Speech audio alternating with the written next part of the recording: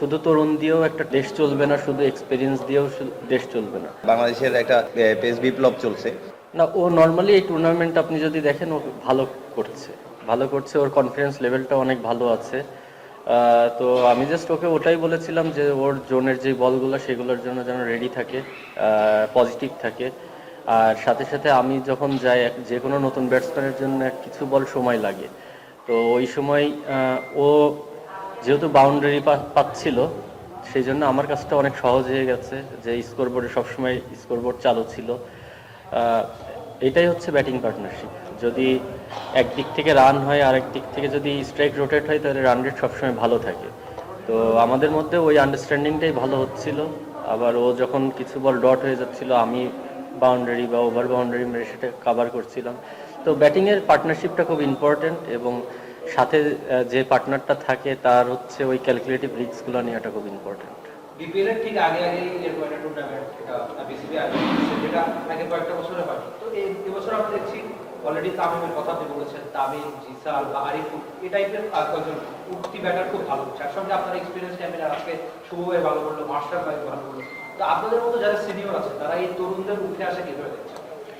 না, এটাই ইম্পর্টেন্ট আসলে। তরুণ এবং যারা এক্সপিরিয়েন্স সবারই পারফর্ম করাটা ইম্পর্টেন্ট, কারণ আপনি শুধু তরুণ দিয়েও একটা দেশ চলবে না, শুধু এক্সপিরিয়েন্স দিয়েও দেশ চলবে না। তো দুইটার কম্বিনেশনটা খুব বেশি ইম্পর্টেন্ট। আর এই ধরনের টুর্নামেন্ট দেখেন, আমরা বিপিএল খেলি, খুব বেশি প্লেয়ার কিন্তু ওখানে সুযোগ পায় না। হ্যাঁ, তো ওখানে আবার 4টা বিদেশি থাকে, ওরা মেইন রোলে থাকে। অনেক প্লেয়ার আছে যাদের নিজেদের অ্যাবিলিটি থাকলেও ওইভাবে নিজেদেরকে প্রমাণ করতে পারে না।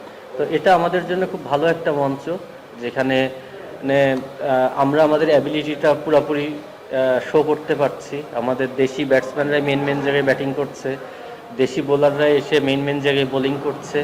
তো এইসব খেলা হলে পারে কি, নিজের প্রতি বিশ্বাসও বাড়ে, নিজের স্কিল সম্পর্কেও একটা আইডিয়া হয় যে আমি এই কতটুকু পারি, আমি কি মানে টাফ টাইমে আমি কিভাবে ডেলিভার করতে পারবো, সেই আত্মবিশ্বাসগুলো বাড়ে।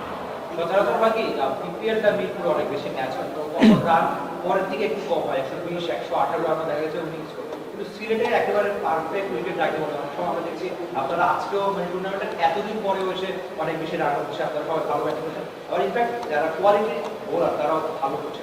তো ওভারঅল সিলেটের দুই মাঠের উইকেট নিয়ে আপনার টুর্নামেন্টে কি অনেক বেশি রান হচ্ছে, আর বোলাররাও ভালো করছে? না, ডেফিনেটলি এই ধরনের উইকেট বিশেষ করে টি-20-র জন্য খুব বেশি ইম্পর্টেন্ট, কারণ পুরো ওয়ার্ল্ড যেভাবে সামনের দিকে যাচ্ছে, আমরা আসলে ওই ওয়ানডেতে এখনও 250-র মধ্যেই আটকা পড়ে আছি, টি-20-তে 150-র মধ্যে আটকা পড়ে আছি। তো আমাদের এই ব্যারিয়ার ভাঙতে হলে এই ধরনের উইকেট খুব ইম্পর্টেন্ট। আর ওভারনাইট কোনো কিছু চেঞ্জ হবে না। এইভাবে যদি প্লেয়াররা এইরকম কন্ডিশন রেগুলারলি পায়, তখন নিজেদের স্কিল সম্পর্কে আরও ট্রাস্ট আসবে।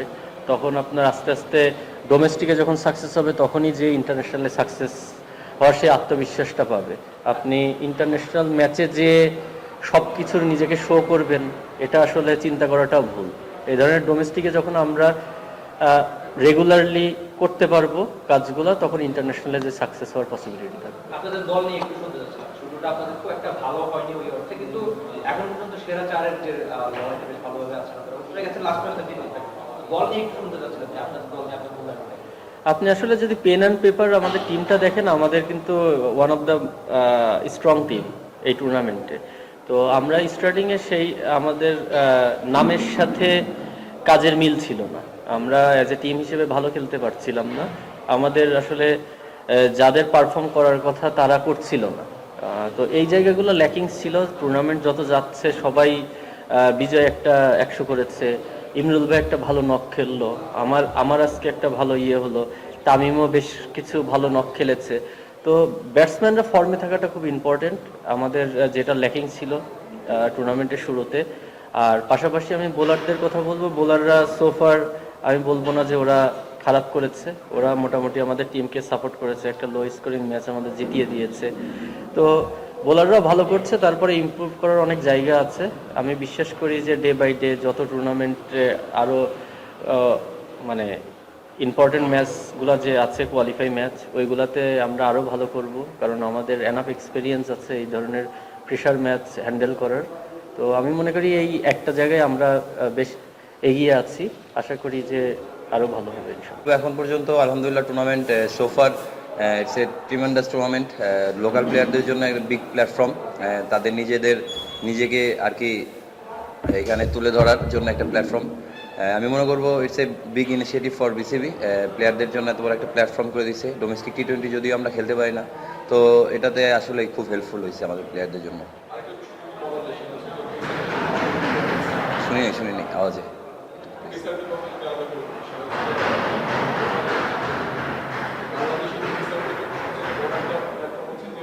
ডমিনেট করছে, ক্রিকেটও ডমিনেট করছে, রাস্টিক, হাসান মাহমুদ, রানা, এদের দিকে কিন্তু অনেক আলোচনা হচ্ছে। এটা কি আপনাদেরকে আত্মবিশ্বাস বাড়ায় কিনা, সাহস বাড়ায় কিনা, ভালো কিছু করে? জি অবশ্যই। এটা আসলে এখন বাংলাদেশের একটা ধরতে গেলে পেস বিপ্লব চলছে। ন্যাশনাল টিমের যারা পেস বোলার আছে তারা খুব ভালো করতেছে, ভালো একটা ছন্দে আছে। লাস্ট 2টা টি-20তেও পেস বোলার ডোমিনেট করে ম্যাচটা উইন করছে। তো এটা আসলে প্রত্যেকটা ডোমেস্টিক আমরা যারা খেলতেছি, তো আমাদের জন্য একটা চ্যালেঞ্জিং যে নিজেকে যেন আরও ভালোভাবে প্রিপেয়ার করতে পারি, যেন ল্যাকিংসগুলো দূর করে ইন্টারন্যাশনাল মানের জন্য হইতে পারি। তো এটা একটা ভালো মনে করি যে ফাস্ট বোলারদের জন্য। উইকেট নিয়ে আগে সমালোচনা ছিল যে হচ্ছে যে পেস বাদ উইকেট তৈরি হতো না, টিম ফ্রেন্ডলি উইকেট হতো, কিন্তু সেখান থেকে কিন্তু সবাই এখন কিন্তু স্পোর্টিং উইকেট দেওয়া হয়েছে। এটা কিন্তু আসলে মানে আপনাদের জন্য অনেকটা বাড়তি পাওয়া কাজ করছে, যে আপনারা নিজেরা চেষ্টা করছেন এই উইকেটে ভালো কিছু করার। আসলে সবসময় আসলে আপনি দেখবেন ইন্টারন্যাশনাল ক্রিকেটে কিন্তু সবসময় স্পোর্টিং উইকেট থাকে। তো এবার যে টুর্নামেন্টটা হচ্ছে সোফার এখন পর্যন্ত আমরা স্পোর্টিং উইকেটই পেয়েছি। ফাস্ট বোলারদের জন্য ভালো জায়গায় বল করতে পারলে বেনিফিট ছিল, স্পিনাররাও ভালো করছে, ব্যাটসম্যানদের জন্য বল আসতেছে। তাই মনে করি এটা ফাস্ট বোলারদের জন্য যত ভালো উইকেটে খেলা হবে এটা চ্যালেঞ্জিং থাকে।